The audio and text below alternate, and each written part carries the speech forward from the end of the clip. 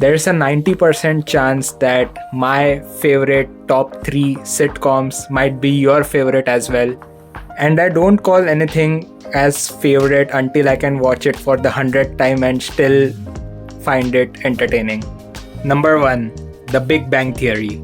Now this show is my most favorite because first of all, I am from a science and engineering background as well. So I find it very relatable because those guys, everyone is from a technical science background.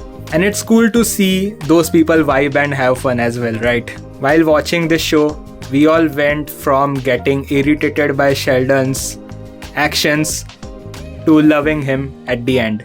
And that's why I think it's really important that every Sheldon should get his Leonard. And the one thing that I was not happy with in this show is that by the end of the show, every guy was married or almost getting married. But why Raj was single by the end of the show? He didn't even had a partner. I think it would have been cool if even Raj had a girl by the end of the show. I feel he was left out. Also, one thing about this show is it helped me go back to reading comic books again, because if you know, Stuart has his comic book store and everyone goes and read over there. And nowadays, not many adults read that many comic books, right? So I think that was a really great thing about it, to bring back the culture of comic books. And yeah, it was fun. And that elevator, oh my god, it broke down in the first season and we were never hoping that it would get fixed. But yes, it got fixed in the last season. I think in the last 5 episodes or like some, it finally got fixed. So that was great. All of them got a really good workout for climbing up and down the stairs for 12 years. Wow. Okay, I have a question. If you are given the choice to pick one of the characters and live their life for some certain amount of time, who would you choose? Do let me know in the comments. Okay, let's move on to the second show now, which is The Office by Michael Scott. Yeah, that one. I think this show is a really good mixture of friendship and corporate life. Because basically they are in an office, but they are just having fun, doing fun things. And I don't know if there are bosses like Michael Scott in real life as well. If you ever had a boss like that, do let me know. Sometimes I think it would be cool to work in an office like that, with people like that. But then I have different opinion as well. Because a boss like Michael Scott can feel fun, but also feel frustrating as well. And one person I admire from the show is Stanley. If you can really be as chill and calm as this guy while working in the office, I think that's a really great thing.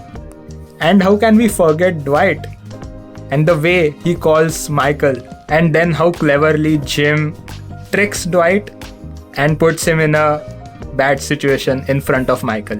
I think every Michael wants an employee like Dwight, right? Who is the assistant to the regional manager, or assistant regional manager, as Dwight says it.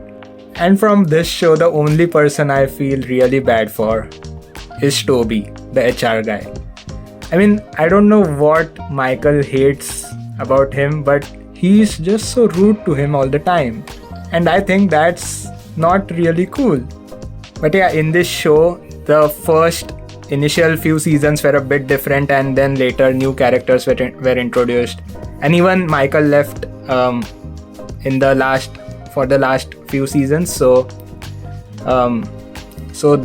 those seasons felt a little different than the previous ones. Let me know which one you enjoyed the most among all the seasons. And the same question, if you would be able to live the life of one of the characters in the show, who would it be? Okay, let's move on to the third one. The third sitcom and the final one for this video is Friends.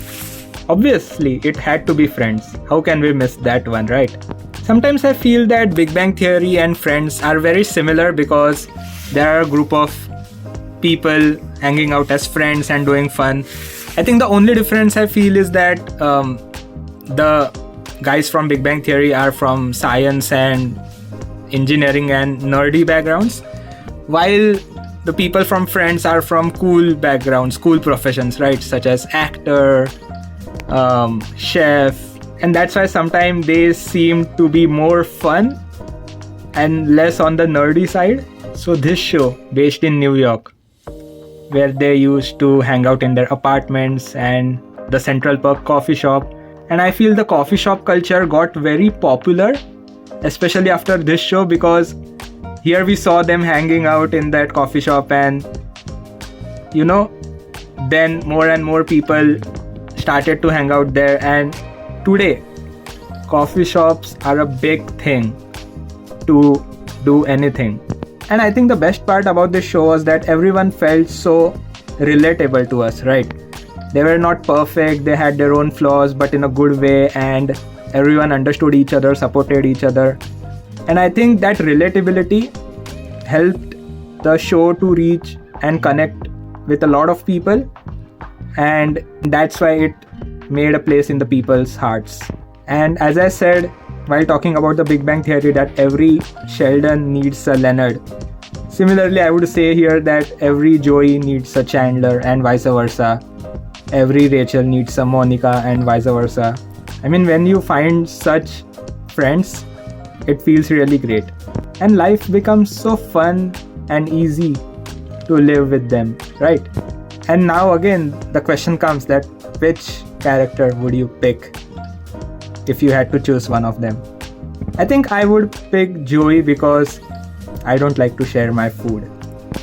And similar to what I said about Raj in Big Bang Theory, that he was the only one who was single till the end of the show, I think even here, I think Joey was single until the end. Ross had Rachel, Chandler had Monica. Would you think it would have been cool if they would have shown Joey and Phoebe? But I don't think that would have been that great.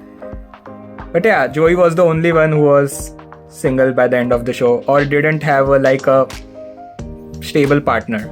But the way his personality was, I think he was more cool being single than being committed to a girl. And also, as this show was from late 1990s and early 2000s, it gave a very different vibe to as compared to what the world is today. Like no phones, no internet, or not those things.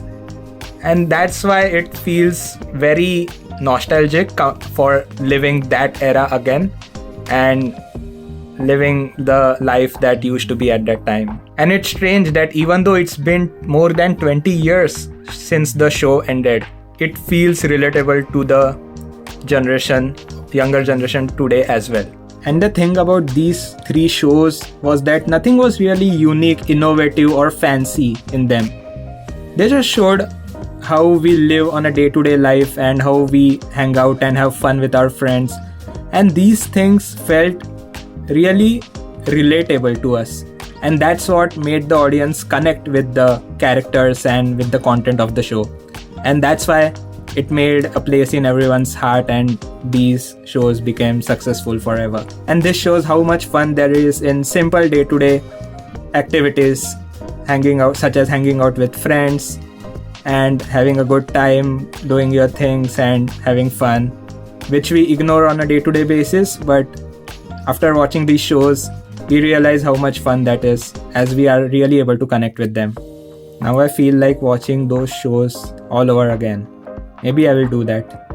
Alright, so that's it for this video, guys. I hope you liked it.